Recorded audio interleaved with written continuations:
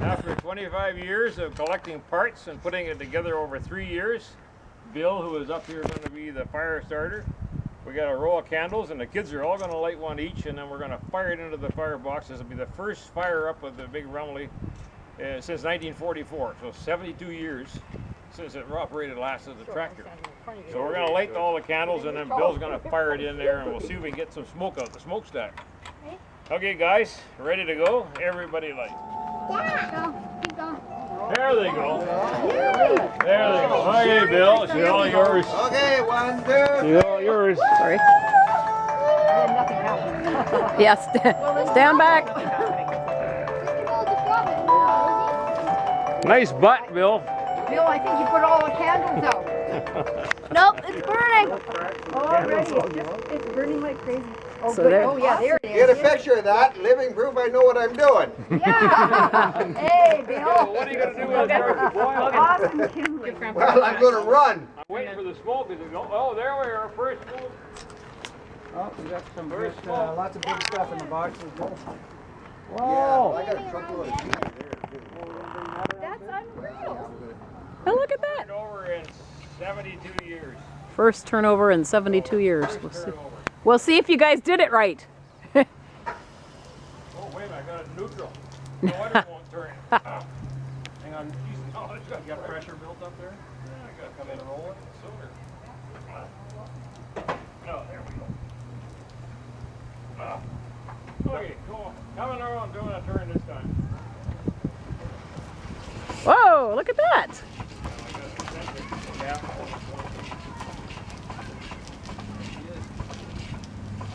Under its own power for the first time in 70 years.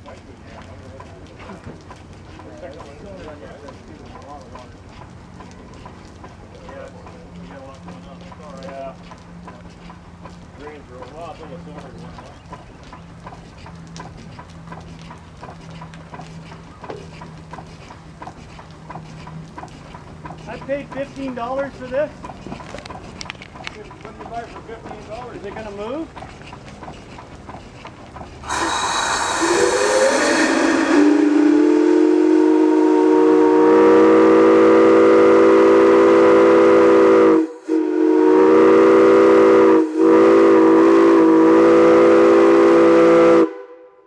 There's your $15.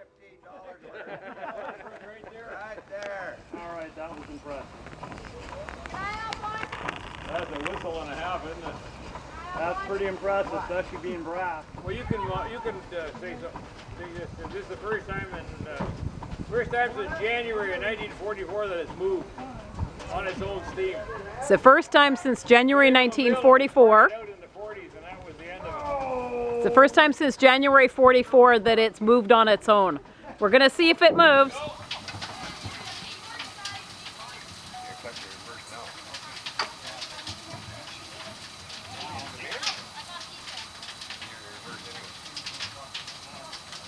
Okay, go on ahead.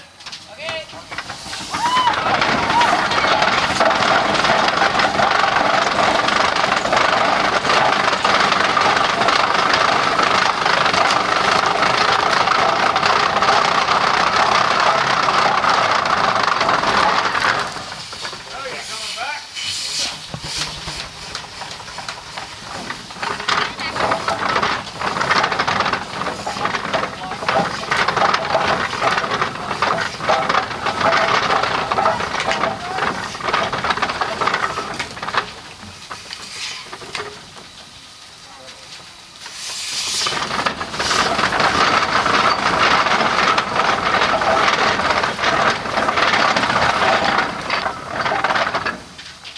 Brian, where are you? There we go. It goes forward and it goes backwards. Anyway, started off, we found 2 back wheels in Gleason, Alberta, and brought them home just for yard ornaments, lawn ornaments. And when I got home, I phoned Harry Burt in Prince George and asked Harry, I said, they're recognizable by the big heavy angle iron reinforced. I said, what are they? And he said, they're 36 horse Rumely. And he said, there's half a dozen guys putting together 110 cases. He said, well, why don't you put together a Rumely? Because there's about 5 of them around here in bits and pieces all over the countryside.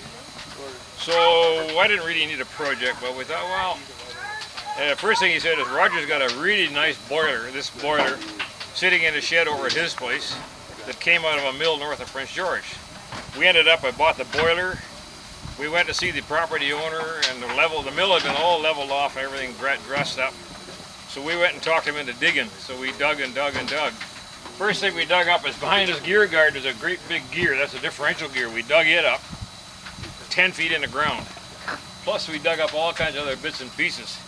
And then we went to some of the other sites. The brace underneath and some parts and pieces came from Big River, Saskatchewan. The little intermediate gear up there. We found that little gear in the shaft and a bunch of other stuff. The steering chains and the springs we found in a farmer's scrap pile 18 miles up on the Alaska Highway. And they'd been in the scrap pile behind his shop for 40 years, been there since the 60s. And so we acquired that stuff. Harry Burt was a good help. He had the clutch assembly,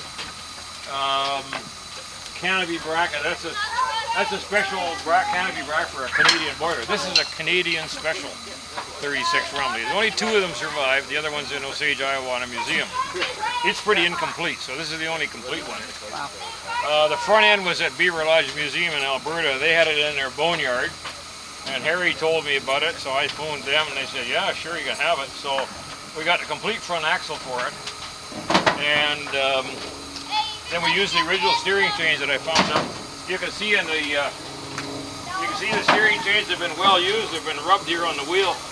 Oh. The original steering chains. And we replaced the chain because it was pretty rotten and rusty. And then we went to put it all together.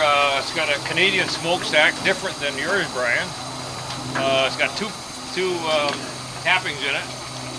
And the machine is quite a bit different than the American Rumleys. So anyway, we put it all together. The side tanks we had fabricated, they hold 220 gallons each side, which are larger than the American Rumleys. American Rumleys are over 200 gallons, these are 220. So that packs about 550 US gallons of extra water. And it'll pack about half a ton of coal in the coal bins at the back. So when it's plowing in the field, it weighs just about 50,000 pounds, about 25 tons. So when we get it ready to go here at the end of the week, we're going to take it over the scale and we'll scale it and see whether the scale is correct. It costs $5,000 new, and the Canadian ones were built in Battle Creek, Michigan by Rumely. Rumely was from LaPorte, Indiana, but these were built in Battle Creek. And this boiler was built by Erie Iron Works in Erie, Pennsylvania. We have all the original paperwork for it, where it was certified in April of 1911 when it left the factory, notarized and signed off. And it says right on the paperwork, built to meet the standards of the province of Alberta.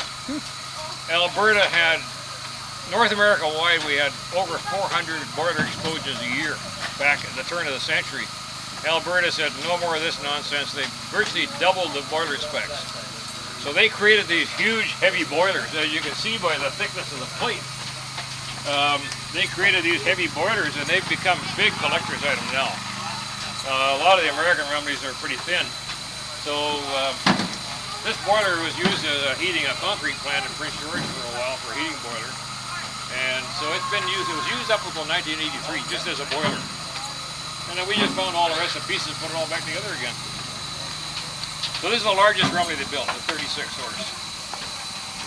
And there weren't many built. There's 8 survived altogether, 2 Canadian ones and 6 American ones.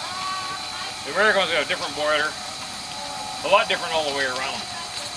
The Alberta specification, they specified no studs in through the steam space, so everything's bracketed on or riveted right to the boiler. Even the engine mount is riveted onto the boiler. So they didn't want any studs into the steam space, so they'd start leaking. Anyway, that's basically it. The whistle is a CN locomotive whistle. That's a prairie-style whistle used from Calgary East by CN, and it has a feathering valve in it to give it that wail, that up and down tone. And I got that from an old friend of mine in Calgary. So it's kind of a rare whistle. The rest of it's all pretty standard, double cylinder. Gear train is pretty noisy. We're going to run it as the gears dry for a little bit, see if we wear the gears in a bit. Well, every gear came off a different machine. And the pinion gear behind the clutch has been welded up. I welded it around it, but you know, it's pretty tough, unless you're going to re-machine a new one. It's tough to get all the teeth exactly the same, so that's a little on the rough side, which I'm a bit disappointed about, but basically I'm quite happy with the whole thing. Anyway, it's a big project. Bill and I have been working on it for nearly 3 years. Bill's been a great help. Get all the various things put together. All rebuilt valves on it. It's got, I think there's 22 valves on the thing altogether. A lot of plumbing. Double cylinder, so it has 2 exhaust nozzles in the front. If you look in the front, you might be able to see in the front of it right now. Might be a little on the smoky side. Oh, yeah, can't see anything in there. Anyway, that's about the end of the story, John. That is an incredible work of art. It is. So congratulations on an enormous accomplishment. Thank you, thank you, thank you. Problem